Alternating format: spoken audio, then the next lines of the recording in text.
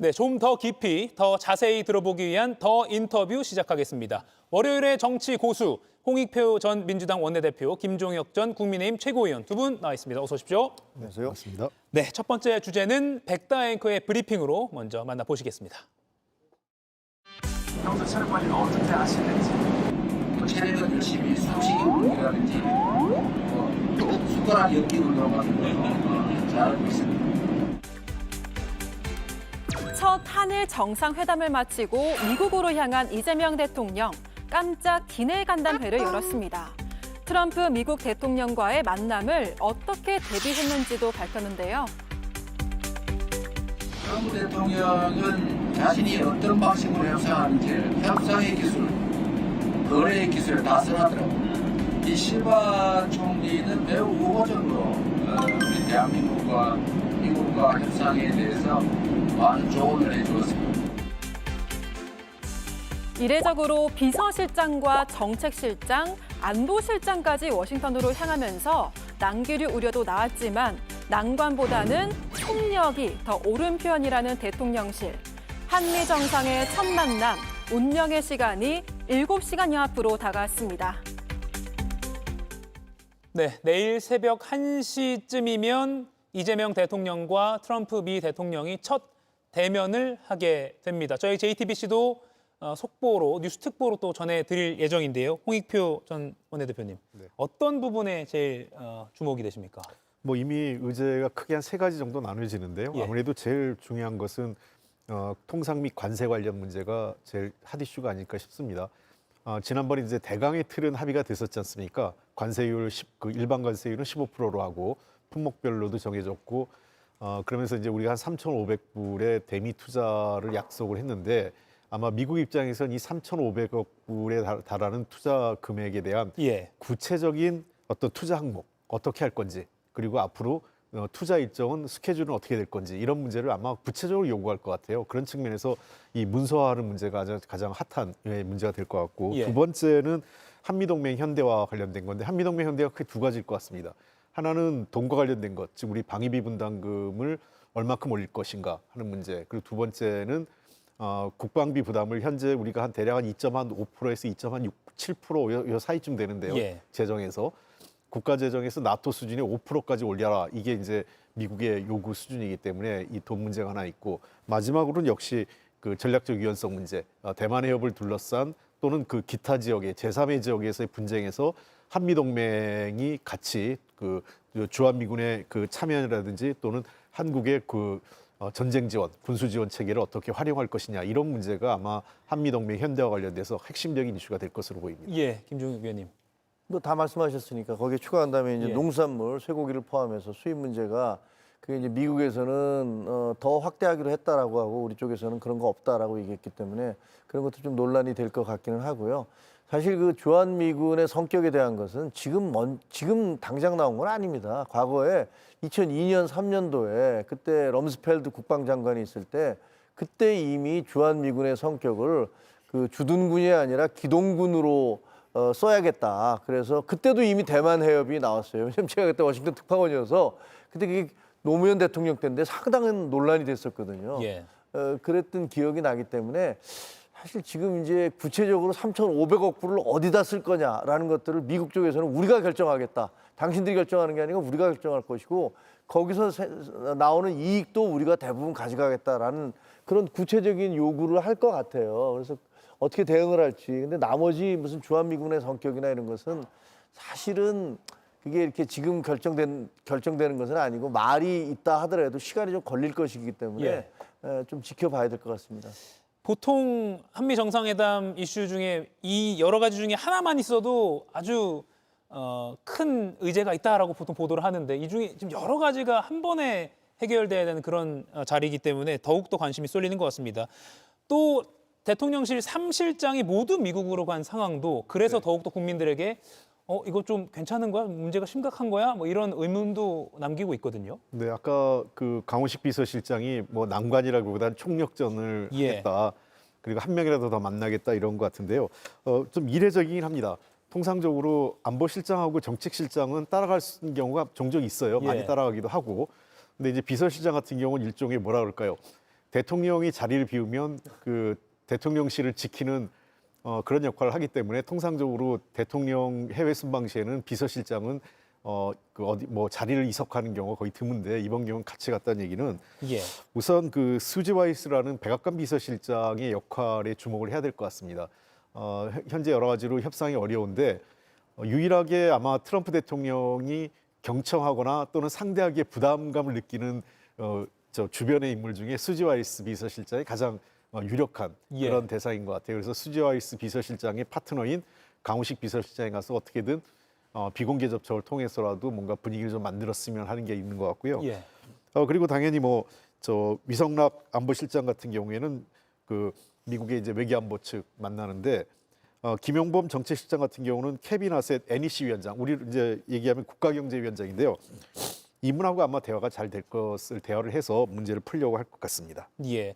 그리고 또 기업인들도 총력전을 펼치고 있다고 봐야 될 것 같아요. 지난번에 이어서 이제 이번에도 삼성의 이재용 회장 그리고 SK 최태원 회장 예. 그리고 LG 국광모 회장 뭐 이런 분들 다 갔더라고요. 그러니까 어떻게 보면 뭐 비서실장에 가는 건 상징적인 의미는 있긴 하지만 실질적인 도움이 될까는 좀 의아하긴 해요.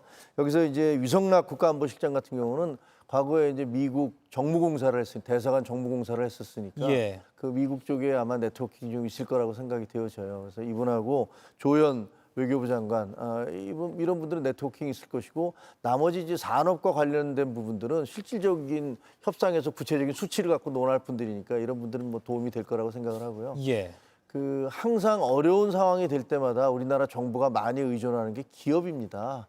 그래서 기업들에게 미국에 같이 가서 뭐 어쨌든 미국 쪽에 있는 그 네트워킹을 최대한 많이 동원해 달라 뭐 이런 그런 의사 표시 그런 의도로 같이 동행한 게 아닌가 싶은데요. 그런 기업들에 대해서 국내에서도 좀 사기를 키워주시기 바랍니다. 이렇게 필요할 때만 쓰고 그다음에 그 정작 그 기업에서 요구하는 것들은 또 다 돌아오고 나면은 그냥 외면해버리고 이러지 않았으면 좋겠다는 생각이 드네요. 예. 노란봉투법 관련된 뭐 그렇습니다. 언급이신 것 같습니다. 이 대통령이 기내에서 기자간담회를 통해서 오늘 회담에 내일 새벽이죠. 내일 새벽에 있을 한미 정상회담에 임하는 각오를 이렇게 밝혔습니다. 한번 보시고 이야기 더 나눠보겠습니다. 국민들이 기대하는 바를 충족시키지는 못할지라도 최소한 실망하게 해드리지는 않아야 된다라는 그런 책임감을 가지고 있습니다. 회담 의제는 제한 없이 필요한 얘기는 다 해볼 생각입니다. 최종적으로는 현실적이고도 합리적인 결론에 이르게 될 것이다. 다만 그 과정이 매우 힘든 건 분명합니다. 최선을 다해보겠습니다. 네. 특히나 트럼프 미 대통령의 스타일이 워낙 예측불허이기 때문에 더욱더 이 대통령 입장에서는 좀 부담 또는 전략을 잘 세워야 될 수밖에 없을 것 같아요. 예, 그렇습니다. 트럼프 대통령이 최근에 여러 각국 정상들 만날 때 굉장히 돌발적인 이슈들을 들고 나옵니다. 예. 어떤 경우는 매우 공격적이고 상대 정상 입장에서 곤혹스러운 주제, 특히 예. 국내 정치적 이슈까지 끌고 들어와서 남아공 대통령 같은 경우는 국내 정치 이슈까지 끌고 들어와서 상대를 곤혹스럽게 하는 경우가 예. 있고요. 또 굉장히 젤렌스키 우크라이나 대통령 경우에는 굉장히 망신주기식의 공개석상에서 일반적인 외교적 관례로는 굉장히 무례한 경우인데도 그런 경우가 이제 서슴없이 하기 때문에 예. 아마 많은 이제 그 정상회담을 준비하는 사람들 입장에서는 트럼프 대통령의 스타일이 어떤 방식으로 어떻게 전개될지에 대해서 굉장히 걱정스러워하는 게 좀 있는 것 같아요. 그런 측면을 좀 고려하고 아마 대통령께서도 그 트럼프 대통령의 저서를 읽으면서 그 저서에 보면 굉장히 재미있는 얘기들이 많이 나옵니다. 협상의 과정에 있어서 준비 과정, 그다음에 상대의 기선을 제압하는 것, 예. 또 상대의 어떤 멘탈을 흔드는 과정, 그리고 그 양보를 끌어내고 또 그런 다양한 협상 기술이 있기 때문에 아마 그 내용을 꼼꼼하게 본 것 같고요. 사전에 일본 총리한테 이시바 총리요? 예, 네. 이시바 총리에게 그 관련된 그 사전 접촉에 대한 경험을 좀 들은 것은 그 굉장히 이재명 대통령에게도 도움이 되지 않았을까 생각을 합니다. 예, 일정도 모두 빼고 지금 회담 준비에 총력을 기울이겠다 이런 말도 나오고요. 근데 지금 제가 이제 하나 당부드리고 싶은 것은 그러니까 그 독특한 정치인이잖아요. 예, 트럼프 과거에 네. 과거에 부시 대통령 때 김대중 대통령이 이제 부시 대통령 되자마자 불현하게 미국에 가서 아 이거 부시 대통령이 북한에 대해서 뭐 잘 못 알고 있는 것 같으니까 내가 좀 이걸 설명을 해줘야겠다라고 자신감을 가지고 가셨는데 갔더니 거기서 아주 홀대를 받았어요. 뭐 디스맨 뭐 이런 소리 들으면서 뭐 내가 지금 그 미국의 대통령인데 나를 가르치려고 그래? 뭐 이러면서 굉장히 기분 나쁜 반응을 보여서 한미 관계가 굉장히 삐걱거린 적이 있는데 저는 이제 그 트럼프 대통령도 약간 비슷한 스타일이잖아요. 그러니까 본인이 굉장히 잘났다. 뭐 이런 생각을 많이 하시는 분인 것 같으니까 거기서 가서 좀 이렇게 마음에 들지 않더라도 그러니까 예를 들면 뭐 뭘 좀 가르치려고 한다든가 뭐 그걸 논리적으로 저분한테 제가 보기에 논리를 따져갖고 잘 될 것 같지는 않아요. 예. 그러니까 철저하게 저 사람 딜, 그러니까 쉽게 얘기하면 내가 얼마 받고 뭘 받고 내 체면을 얼마나 살려줄 것이고 이런 거를 하는 그런 정치인이기 때문에 그런 부분을 잘 감안해 주셨으면 좋겠다라고 생각을 합니다.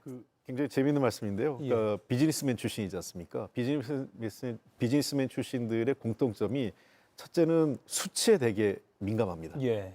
구체적인 수치를 제공하면서 상대를 설득해 가는 과정이 필요할 것 같고요.